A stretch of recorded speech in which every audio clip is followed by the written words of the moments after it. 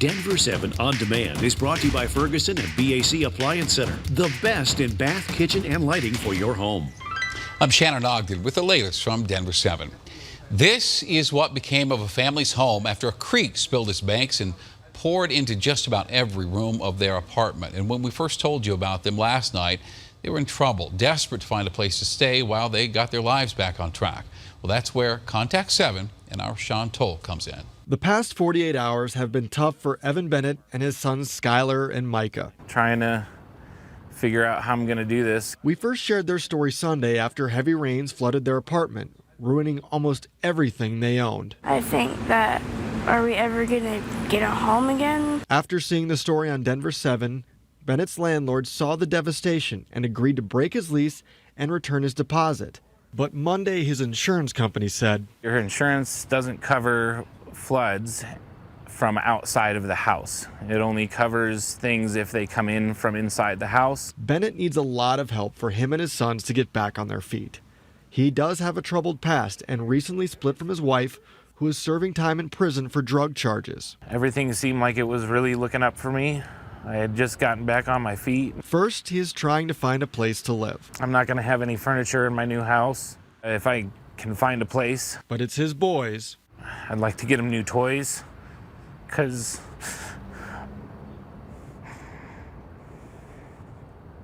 that he's most concerned about. I know all their stuff is ruined. He started a fundraiser on Facebook to raise money as well. Every time I read a post on Facebook about somebody trying to support me, it means a lot. And they're currently living in his mom's place in Englewood. I can't really stay there for only a couple days because it's a senior community. Which means he needs to make something happen quick so he and his boys can start fresh again. I just feel like it's one thing right after the other. Sean Toll, Denver 7. Wow. And so you can help here. Head over to the Contact 7 Gives on the denverchannel.com and look for this story in the drop-down menu. And we want you to know this is not a blank check. We will personally handle the payments for rent, for food or school supplies or whatever. Well, many others were affected by the weekend storms. Last night, a man was swept downstream while wading in Clear Creek with some friends. His body was found a short time later. As of right now, his name has not been released. And then in southern Colorado, Saturday's storms led to shipwrecks at the docks on Lake Pueblo State Park. That marina is now closed to the public indefinitely.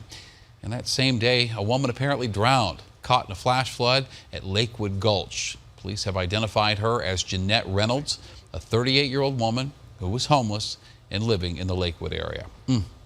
And from the First Alert Weather Center right now, look at your 7-day forecast right now. We're going to see a lot of these afternoon storms for the next few days. Some could be severe. It's going to dry out a little bit and warm up for your weekend. 5 of the 12 people charged in the Lakewood kids baseball brawl are taking plea deals. Now, if the judge accepts, those 5 will be entered into a probation program and see their guilty pleas erased after completing terms of the agreement. 3 others appeared in court today, and they asked for more time to hire attorneys. Well, Colorado Congressman Jason Crow promised to personally make sure the ICE facility in Aurora was up to standards. And Monday, he made good on that promise with the help of some friends. Congressman Joe Neguse, Congresswoman Diana DeGette, and also Ed Perlmutter joined Crow for a tour of the building. And while they still have a lot of issues with how detainees are treated, they say the tour of our local facility did alleviate some of their concerns. Well, there's a new trend in Colorado, pairing weed with your workout. And we're not talking about getting stoned trying to climb the steps at Red Rocks. Fitness fanatics are getting their minds altered before tuning their bodies. And tonight, Denver 7's Russell Haythorne is going 360 on pot yoga. Squeeze your knees in, big breath in. In most forms of yoga, Inhale, high plank or tabletop. breathing techniques Big breath in. are a key component. Inhale, rise. So the idea that Amanda hits Exhale, side body stretch to your left. is introducing hits, and her Asana yoga class is turning some heads. Big inhale. Does everyone smoke up together first, or?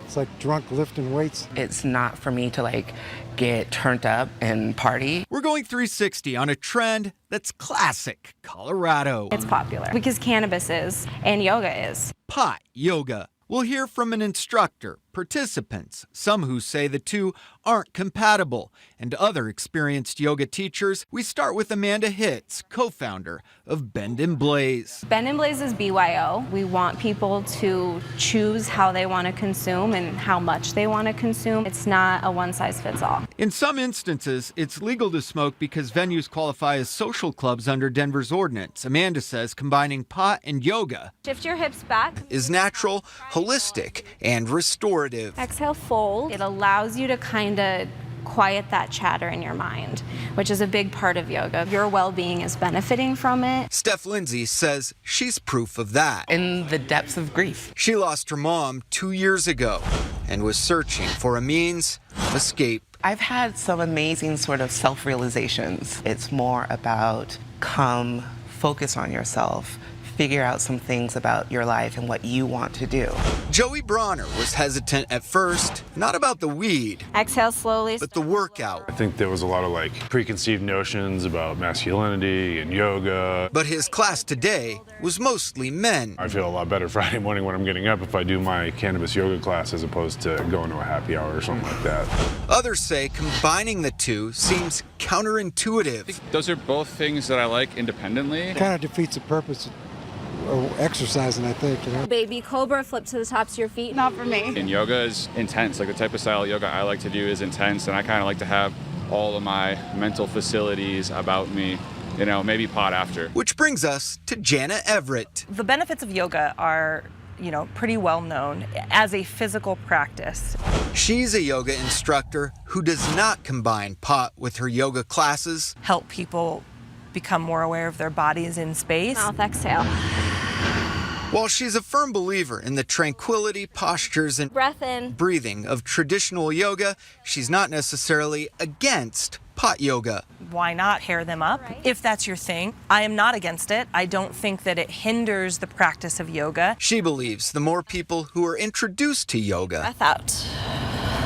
the better. If everybody's on the same page about it and wants to experience the same thing, why not? Exhale, round your spine. It is, in Colorado, not surprising that it's a thing. After all, in yoga, Inhale, left leg high. lots of different practices are a thing. There's goat yoga. That's weird. Steph says, why judge? Embrace the weird and embrace what works for you. As I get older, I have to pay more attention to my body and make sure I can still move the way I used to. Find your grip, hold onto your ankles. A new thing in Colorado, and for some, Inhale, rise. it's a breath of fresh air. Is this okay? Is this right? If it's working for you, then it's right. Russell Haythorne, Namaste. Denver 7. So what do you think? Would you consider getting high before doing yoga, or is it hard enough keeping your balance when you're sober? Let us know what you think, please. Email us 360@thedenverchannel.com, and we may share your comments later. Very interesting. This has been a Denver 7 On-Demand Update. Thank you for watching. We'll have another one later. Check that one out, too. Also, download the Denver 7 app for breaking news and alerts. I'm Shannon Ogden.